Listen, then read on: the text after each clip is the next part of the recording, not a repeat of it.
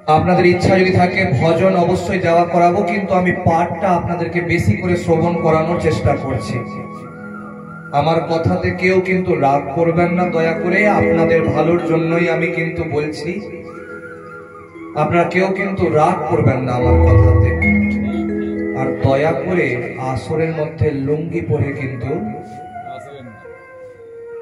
বলতে বাধ্য হলাম। একদিনের যদি থাকতো পাঠ বলতাম। সবাই একটু দাঁড়িয়ে যান, কিছু মন্ত্র আমার সাথে বলতে হবে এবং একটু নৃত্য হবে, কারণ পরিবাসরে আসবেন আর বৃন্দাবন যদি না হয় তাহলে তো হবে না। তো কিছু মন্ত্র বলতে হবে, আপনারা সবাই একটু দাঁড়িয়ে যাবেন।